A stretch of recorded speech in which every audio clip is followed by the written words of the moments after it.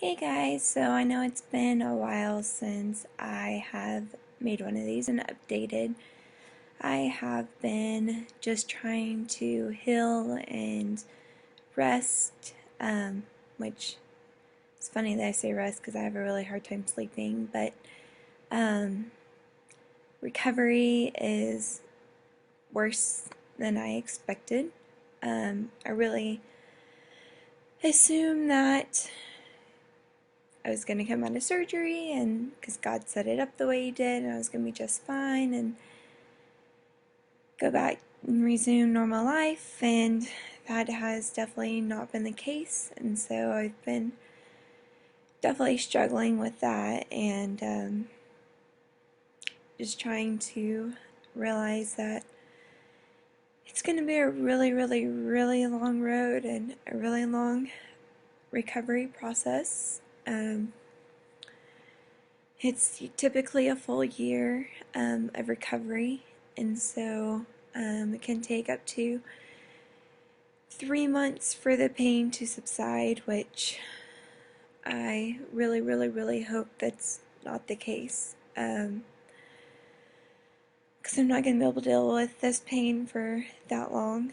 Found out today that after finally getting my MRI report that I possibly have that actually showed up that I had sinusitis when I had my MRI done the day of surgery. Just a few hours after surgery, they made me lay down an MRI machine, which was awful, so awful. And so that could explain my neck problems and my really high pressure and things like that I've been experiencing. And so I called the nurse today, and which of course I got the voicemail like I always do, and so I also called it like right before they closed, so that's not helpful either. So I typically don't get a call until the next day, and so hopefully tomorrow I'll be able to figure all that out and hopefully be able to get on some medications and get that fixed, and hopefully that will help a lot with the pain, since I'm still having the saggy face and things like that. Today is my first day of fully being alone, since surgery. So that has been quite difficult. I was very, very content with living alone and being alone before surgery. But I have had Jessica here every day for the past 2.5 weeks. I think that's the past 21 days I have not been alone. And so almost 3 weeks. So yeah, so it's been different being alone, and I don't like it anymore. Gosh, I'm really emotional today, and I don't know why. It's kind of driving me insane.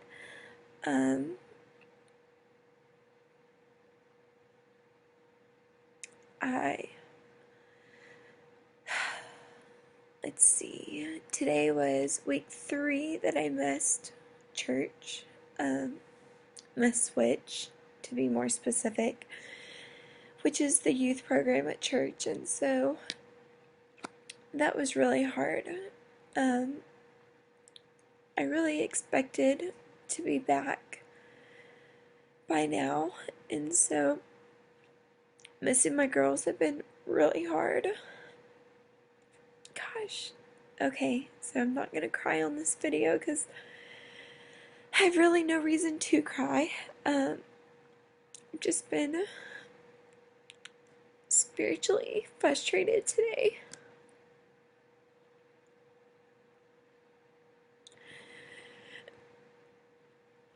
Because I don't understand why I'm still in so much pain every day. Tumor medication is not controlling it. Still on high painkillers every 4 hours. And I really expected to be further along in my recovery by now.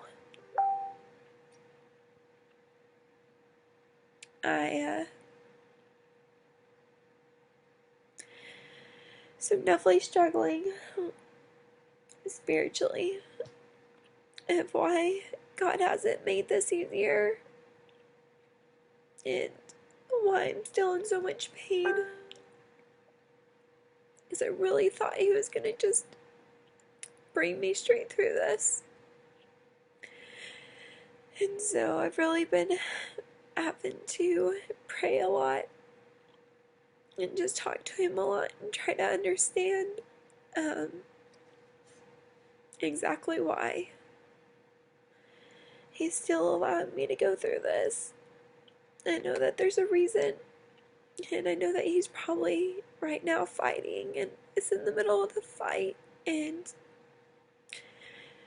I know that Satan is definitely fighting hard to get me down, and I'm trying really hard to not let him, but obviously you can tell that I am failing at that. So if you could definitely just send lots of prayers for me, for the pain and for the struggle and for the fight. I know that so many of you already are and have been fighting for me, and not fighting but praying for me and praying so much, and I've been extremely blessed, and I'm so grateful for all the support that I've had, to everybody bringing me meals and checking up on me and praying for me and financially supporting me. I am just internally grateful for all of that, and I know that I am blessed way more than I deserve, so, which I don't know why I'm so angry right now. It's been a very rocky last week, a very emotional last week.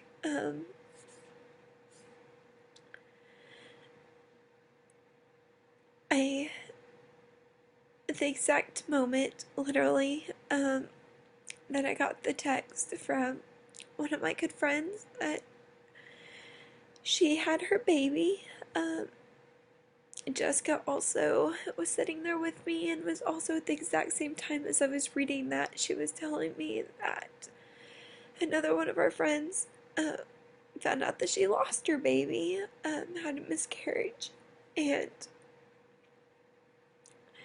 so it's really hard to be excited and celebrate a new life when you know that another friend is mourning a loss. So not a lot of people know that I really wish I could get my emotions together right now. That I actually have had 2 miscarriages. This tattoo says strength, is actually represents my last miscarriage. My first miscarriage was back in 2009 with my ex-fiance. I, made the mistake of getting engaged and thinking that was close enough, and so I had sex out of marriage, and that's definitely not something I'm proud of. And then I obviously made another mistake, and I had that miscarriage back in 2012. So now, as Pastor Craig, says it's okay, I am a born again virgin.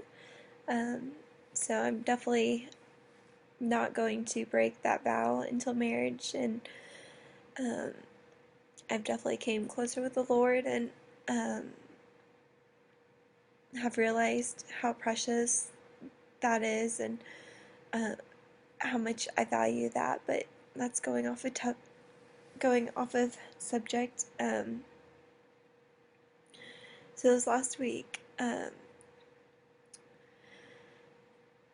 I sat with her and that lost her baby and talked with her about it, uh,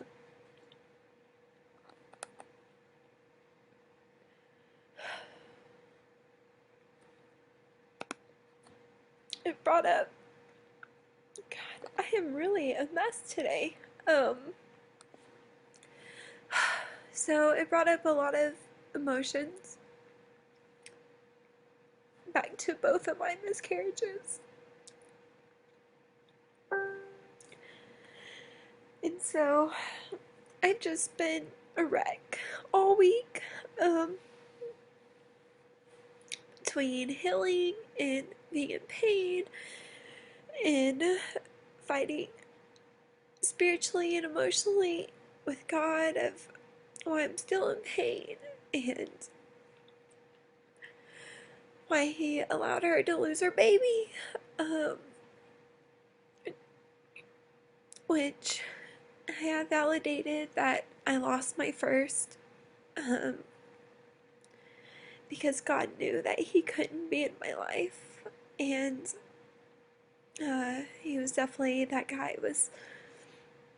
I miscarried in the middle of finding out that he was cheating on me as we were planning our wedding. Um, he left me at the hospital. Uh, Told me that uh, he didn't want to hear from me unless I was dying, and so that it didn't matter that our baby was dying. And so I definitely knew that it was best that he wasn't part of my life. This second miscarriage, um, I haven't really validated that one, except for I knew that it was going to happen, um, because I was on birth control, and so I'd been on birth control to try to regulate my hormones because I had PCOS. Um, and after that miscarriage, it basically completely ruined my hormones. Um, and so after that, um, I found out that a couple of years later, I found out that I had PCOS, and that I no longer ovulate, and that I was in pre-puberty levels. Um, so therefore, my chances of having kids, uh, of physically of my own, were slim to none. Um, so that was definitely hard to hear. Um, so I completely lost train of my thought with that one. Um, yeah.